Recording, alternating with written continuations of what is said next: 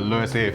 يوسف، كويس ان انت جيت. النت فاصل بقاله كام يوم، مش عارف ابعت اي مسج، منعزل عن العالم كله. بليز ممكن تفتح لي هوت سبوت، عايز ابعت مسج مهمه جدا. قشطة، افتح لك دلوقتي. ضن يا بص. الحمد لله اخيرا اتبعتت. انا المسج دي لو ما كانتش اتبعتت الشغل كان وقف. انا مش عارف احنا من غير نت هنعمل ايه. انت من رايك الناس زمان كانت بتعمل ايه لو عايزه تبعت حاجه مهمه جدا كده؟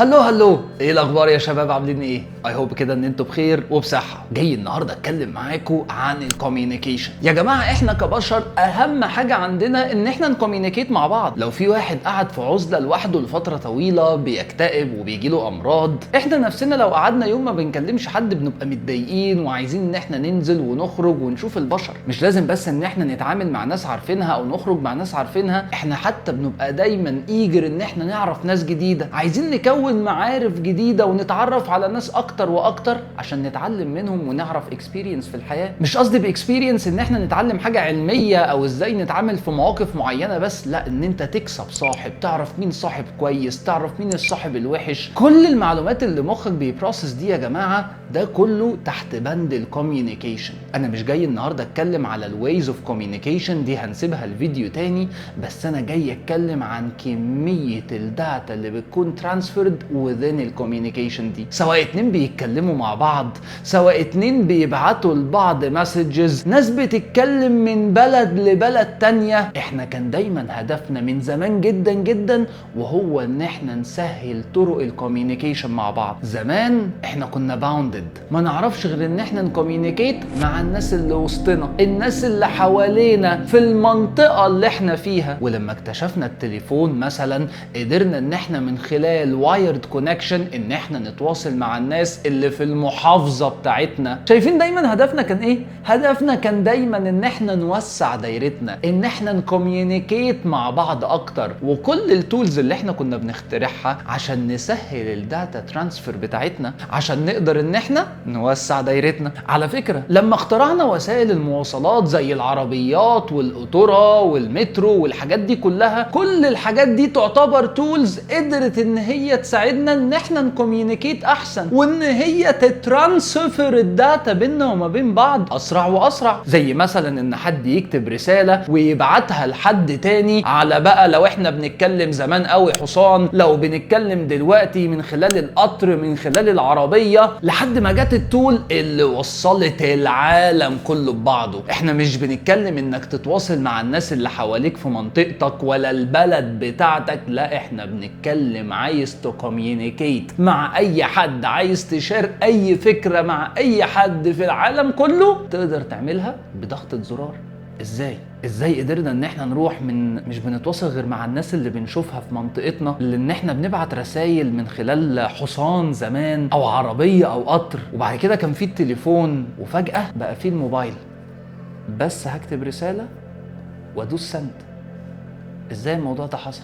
تعال اقول لك ازاي الداتا فعلا بتتنقل. وانا المره دي مش جاي اركز على الشورت ديستانس كوميونيكيشن، وهي كوميونيكيشن حد انت بتقابله فيس تو فيس او حد انت بتقدر تتحرك له خطوتين ثلاثه وتوصل. لا، انا جاي اتكلم على اللونج ديستانس كوميونيكيشن. يا جماعه انا عايز اكوميونيكيت مع حد في مكان انا مش فيه او مش قادر اوصل له، ولازم اكوميونيكيت. مش جاي اقول لك بقى ان انت عايز تبعت له ستيكر صباح الخير يا على احلى كتكوت في الدنيا، لا، انا جاي اقول لك ان انت عايز تبعت له سر.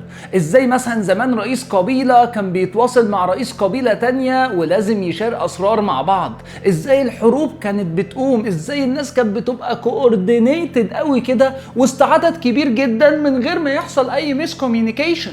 دايما يا جماعة الكوميونيكيشن عشان تحصل كان دايما بيبقى فيه وسيط من زمان جدا، والوسيط ده كان بيكون بني ادم زيه وزيك. بني ادم يجي ياخد الرسالة منك ويوصلها زي ما هي لحد تاني مهما كان المكان. والله لو هو بره الريجن بتاعتك كان بياخد حصان وبيسافر بالايام والاسابيع، وساعات رسائل كان بتكون مهمه جدا جدا جدا لدرجه ان الموضوع كان بياخد سنين عشان يوصل. تخيل انت بتحكي موقف دلوقتي عشان بتاخد عليه اكشن وبيوصل لحد تاني كمان سنه سنتين، يعني الموقف خلص وعدى خلاص. فكانت very poor quality of communication. والموضوع بدأ يتطور واحده واحده يا جماعه، بس فضل فضل دايما جوه ريجن ايه؟ فضل دايما جوه ريجن ان في بني ادم وسيط بينك وبين الشخص التاني اللي بيشار الرسائل معاه، وبيقدر ان هو ينقل الداتا دي. سواء بقى كان زمان بياخد حصان، الموضوع اتطور شويه بقى بياخد العربيه، الموضوع اتطور شويه بقى بياخد القطر، بس كل ده حسن الكواليتي في ايه؟ من ناحيه السرعه. يعني انا دلوقتي بقيت اوصل الرساله من مكاني لمكان الشخص التاني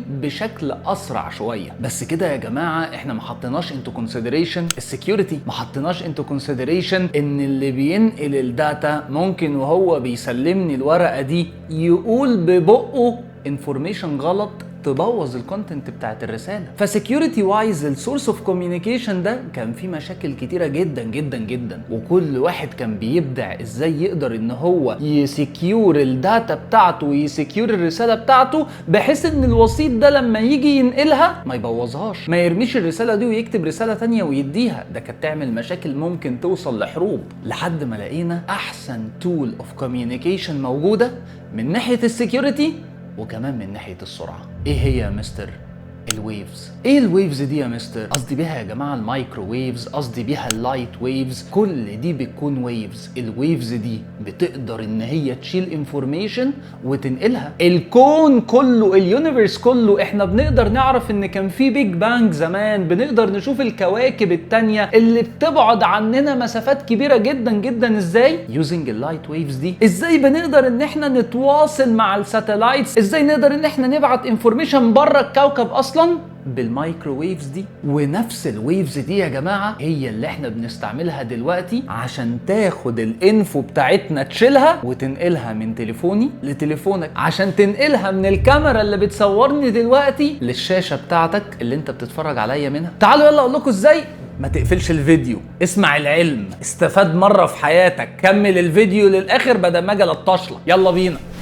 كويس ان احنا مكملين الفيديو، عايزين نتعلم حاجة مفيدة. انا النهاردة جاي ابسط لك الموضوع، جاي اشرح لك ازاي تقدر ان انت تمسك تليفونك تكتب مسج على الواتساب سند توصل لصاحبك في نفس ثانيتها يعتبر. طبعا يا جماعة مفيش حاجة اسمها ان مسج بتوصل في نفس ذات اللحظة، يعني كلمة انستنت دي مش موجودة. تاخد very short duration ملي سكندز عشان تروح من تليفونك للتليفون الشخص التاني. الموضوع بيحصل يا جماعة بان انا بكتب مسج على تليفوني، المسج اللي انا بكتبها دي التليفون بيحولها لباينري داتا. يعني ايه باينري داتا؟ باينري داتا يعني بياخد كل التكست اللي انت كتبته، الايمج اللي انت حطيتها، ويحولها لزيرو و1. المسج بتاعتك كلها بتبقى عباره عن 01 01 01 01. اوكي يا مستر، كده احنا جهزنا المسج بتاعتنا. اول حاجه في الوسيط، اهم حاجه هي ايه؟ السكيورتي. فلازم الداتا دي يتعمل لها انكريبشن. كل اب زي واتساب او فيسبوك او انستجرام بيبقى ليهم طريقه الانكريبشن بتاعتهم اللي بتسكيور الداتا لابعد الحدود. واحد هيجي ويقول لي طب مستر هي ليه الداتا دي بتكون انكريبتد؟ اصل التليفون بتاعك بيبقى فيه انتنه، الانتنه دي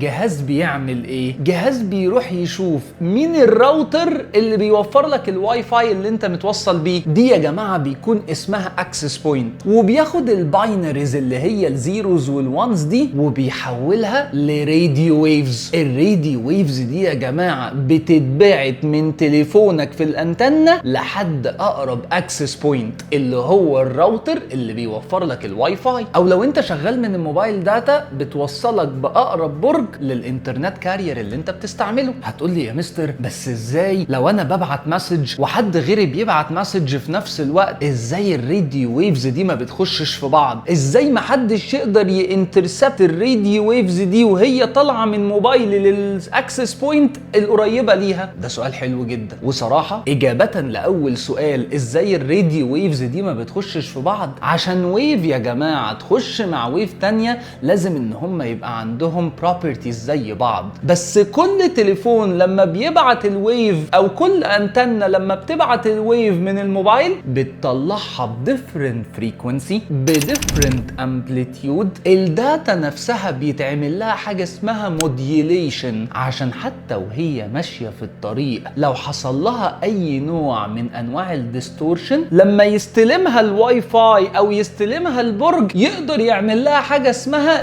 دي موديوليشن، يقدر ان هو يرجع يظبط المسج بتاعتك ويعمل لها ديكريبشن، يشيل السكيورتي اللي عليها وتظهر له المسج اللي انت عايز تبعتها. واجابة للسؤال التاني، طب هو مش ممكن حد يستلم الراديو ويف دي او يشوفها وهي راحة من تليفوني لحد اقرب اكسس بوينت؟ بصراحة فعلا، وده ممكن اي حد في الدنيا يقدر يشوف المسج بتاعتك وهي راحة من مكان لمكان، بس عمره ما هيستفيد. ايه ده؟ ليه يعني يا مستر؟ ما تنساش المسج بتاعتنا من قبل ما تطلع من الانتنة بتكون انكريبتد، فهو بالنسبة له مش هيبقى فاهم اي حاجة من المسج اللي بيشوفها، كأنه بيشوف كلام عربي كده مفهوش نقط وداخل في بعضه، مفيش اي حاجة بتكون مفهومة. فان المسج تبقى انترسبتد من حد تاني ولا فيها اي مشكلة، هي اصلا انكريبتد ومش مفهومة. وان المسج تبقى ديستورتد بسبب الويفز او عوامل الجو التانية ولا هتفرق في اي حاجة، دي عاملين لها موديوليشن، والاكسس بوينت بتاعتي هتعمل الدي موديوليشن وكمان هتعمل الديكريبشن، والمسج هتوصل زي ما هي بالظبط. وانس بقى ان هي وصلت للواي فاي موديول بتاعي او وصلت للبرج بتاع الانترنت كارير عندي، ايه اللي بيحصل؟ الجهازين دول يا جماعه او الاكسس بوينتس دول بيكون في ما بينهم وايرد كونكشن بواير للانترنت دايركت. في كونكشن اللي هي اسمها اللان كيبل، دي يا جماعه بتكون دايركت كونكشن ما بين الواي فاي بتاعك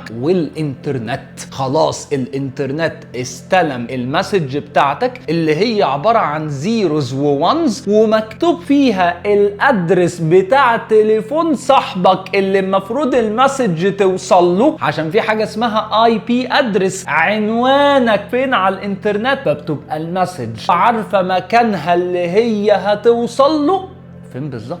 الكلام ده طبعا يبان ان هي قصة كبيرة جدا وهتاخد وقت كتير جدا جدا، بس عايز اقولك ان ده بياخد ملي سكندز. وانس بقى ان المسج وصلت للاي بي ادرس اللي هي عارفاه، وصلت من خلال الكيبلز الوايرد للراوتر بتاع صاحبك اللي انت بعت له المسج، يبدا الراوتر يعمل ايه؟ ينكريبت الداتا، يعمل لها موديوليشن، يبعتها براديو ويفز لموبايلك، والموبايل يبدا ان هو يريسيف الداتا دي، يعمل لها ديكريبشن ويعمل لها الدي موديوليشن، وعلى طول يقدر ان هو يظهر لك المسج. يبقى يا جماعه اللي اتعلمناه ان من زمان جدا جدا جدا وطريقه الكوميونيكيشن ما اتغيرتش. دايما عشان اقدر ابعت رساله من حد لحد تاني لازم يبقى فيه وسيط. الحاجه الوحيده اللي اتغيرت على مر العصور هو مين الوسيط ده. بدانا ببني ادم، البني ادم بقى بيستعمل تولز معينه، وبعد كده اتنقلنا للانترنت والراوتر والاكسس بوينتس بتاعتنا. بس على فكره